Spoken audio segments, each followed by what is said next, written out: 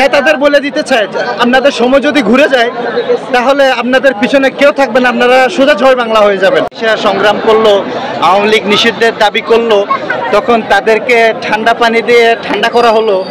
আর জগন্নাথ বিশ্ববিদ্যালয়ের ছাত্ররা যখন আসে নিজেদের অধিকার আদায়ের চেষ্টা করতেছে, অধিকার দাবি জানাচ্ছে, তখন আমাদের উপর যে টিয়ার শেল, তারপরে যে সাউন্ড গ্রেনেড এসব ছোড়া হচ্ছে, এটা মূলত হচ্ছে দ্বিচারিতা, সম্পূর্ণ দ্বিচারিতা, যে কিংস পার্টিকে সুবিধা দেওয়ার জন্য সরকার এই পন্থা অবলম্বন করেছে।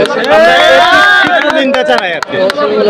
এসব সম্পূর্ণ প্রহসনমূলক আচরণ, যেটা আমরা জুলাই ওর অভ্যুত্থানে যে আমরা যে রক্ত দিয়েছি, আমাদের জগন্নাথ বিশ্ববিদ্যালয় থেকে নিহত হয়েছে, গুলিবিদ্ধ হয়েছে, আহত হয়েছে, আমাদের প্রতিটা ফোঁটা রক্তের উপর তারা দাঁড়িয়ে আছে। এর বাইরে গিয়া আমাদের সাথে যে হামলা করা, এটা আমাদের রক্তের সাথে বেইমানি করা, এছাড়া আর কিছু নয়। তারা দ্বিচারিতা করছে, তাদের দ্বিচারিতা স্পষ্ট।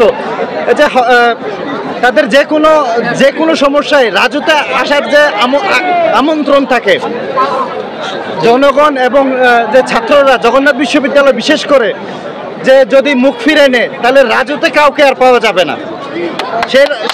সেই আহ্বান শুধু আহ্বানে ফেসবুক পোস্টের মাধ্যমে সীমাবদ্ধ হবে, গোলাফাইনদের আর পাওয়া যাবে না।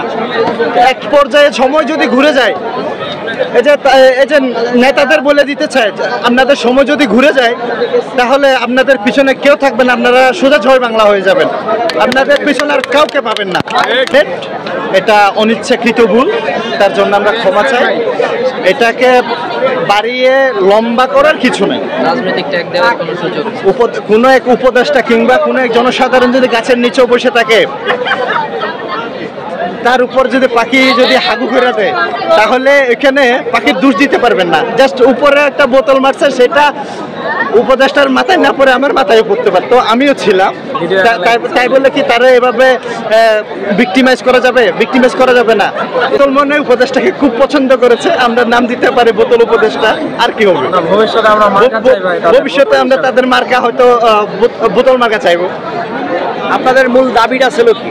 আমাদের যে 3 দফা দাবি, 3 দফা দাবির মধ্যে আমাদের হলের ব্যবস্থা না করা পর্যন্ত আবাসন ভাতা এবং হলের যে পুরাতন হলগুলো যে ছিল দখলকৃত, সেগুলো উদ্ধার, এবং জগন্নাথ বিশ্ববিদ্যালয়ের যে বাজেট বিশ্ববিদ্যালয় কর্তৃক যে প্রস্তাবিত বাজেট, সেটা কোনো কাটছাট ছাড়াই এটাকে গ্রহণ করতে হবে, সেটাকে অনুমোদন দিতে হবে। এই হচ্ছে জগন্নাথ বিশ্ববিদ্যালয়ের যে প্রাথমিক 3 দফা দাবি। এর সাথে সাথে আমরা দাবি জানাই আমাদের শিক্ষক শিক্ষার্থী যাদের উপরে গতকালকে যে নেককারজনক হামলা হয়েছে, সেই হামলার আমরা তীব্র প্রতিবাদ এবং শাস্তি দাবি করি।